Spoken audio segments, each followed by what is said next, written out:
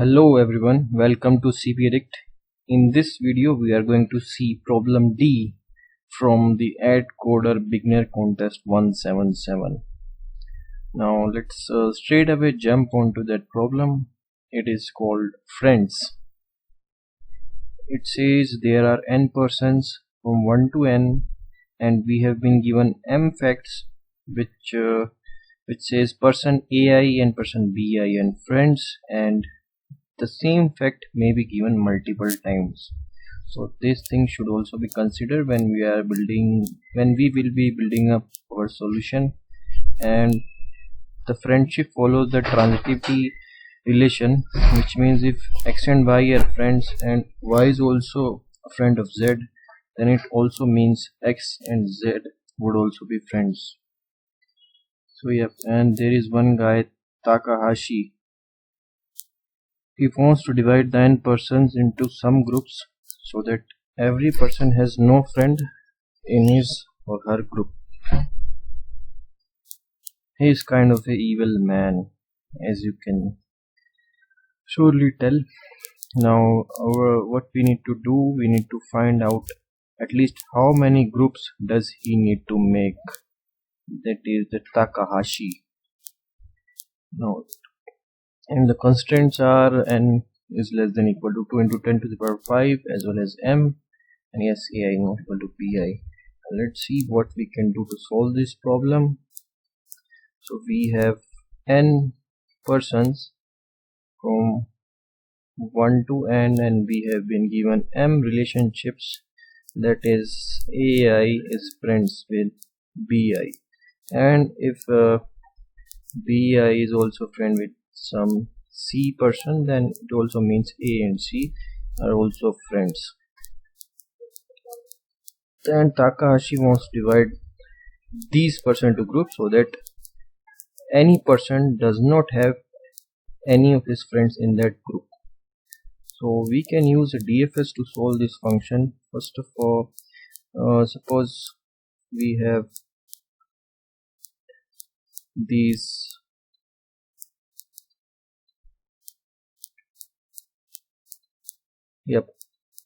means we have three groups here. These three persons on which are colored red are friends with each other, the blue ones are friends with each other, and the green one. So he wants to divide them into multiple groups so that none of that person's friend is on that group. What you need to analyze here, that in any group we cannot have the same colored person. Colored mean yes, he cannot have any of his friends in the same group. So if there is a group of let's call it x, if there are x number of friends in one group, that is every pair of persons are friends with each other using the transitivity relationship. So it means we would be making at least x groups just for this one group only, because in any of the groups which Takahashi is making, he is making sure that none of any person does not have any of his friends in that group. So so for one group which contains x number of persons, Takahashi needs to build at least x groups only for that group.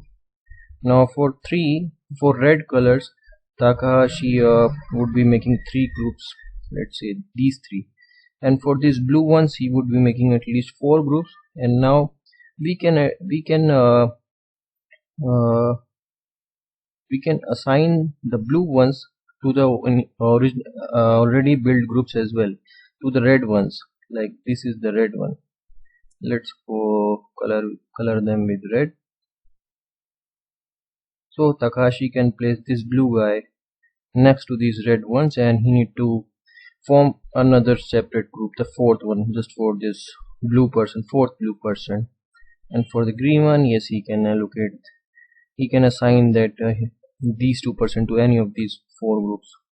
So if you see, if we use DFS function, if we use DFS function to find out the number of components, like not number of components, the size of each component in our graph, where the nodes are persons and edges are the friendship relationship.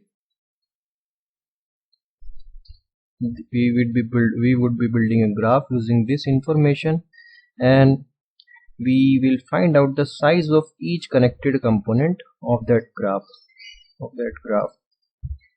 and the size of that each connected component would be 3, 4 and 2 in this case, and the answer would be the maximum size of any connected component of our graph we see. So we just need to start our DFS, find out the size of each of the connected component, and the max of it would be the answer. So Takashi needs to form those many groups, at least those many groups, so that the condition which was mentioned earlier would be satisfied. Let's see the code now. And yes, there is one more thing, as it says, the problem says the same fact may be given multiple times. So we might be given that A is friends to B. We might be taking this input multiple times. So what we can do, we can store this information in set, so that if we are having multiple same edges, that is A to B, we would be making edge from A to B if we find such relationship. And just to make sure we are adding it only once, we can use a set, that is for node A, for all the edges. Suppose for ith vertex, I will be maintaining a set in node I, and it will contains the node values of its friends, and as it is a set, it will make sure that it is not containing any duplicate values. Let's see the code now.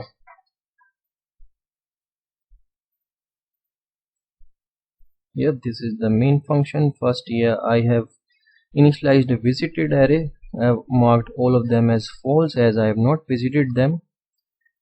Visited a vertex, now taken the edges, and if you see the structure of our node, it is unordered set which I am using, and this is the maximum size we can have, that the maximum number of vertices we can have.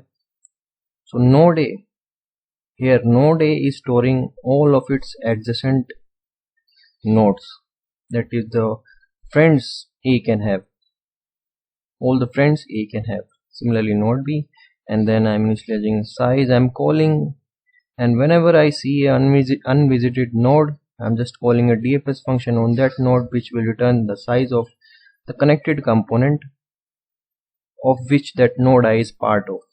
Okay, so I can start my DFS from any node of that connected component, and as it is connected and undirected, it will make sure it will return the size of that connected component. And then I'm taking answer whenever I find any larger value of that new connected component. I'm just updating my answer variable, and at the end I'm printing it. Let's see the DFS function now. Initially I have marked this currently the node which I'm currently visiting as true, as I have visited it. Now I've initialized size equal to 1. This one is for the current node only, the node which I'm currently at. Now I've called the DFS function on its children. It will return the size of its subtree, which is rooted at its children C. So, and at the end I'm returning size. So by making this DFS call on DFS I, it will make sure that it is returning the size of connected component of which the node I is part of. And yes, at the end I'm printing this answer.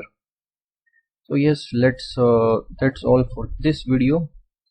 I hope you guys liked it, and yeah, if you guys like our videos, then please like and do subscribe, as I've seen and inside that around 85% of our viewers are not subscribed to our channel. So please do subscribe. And yes, in the next few videos we would be explaining other problems from this contest.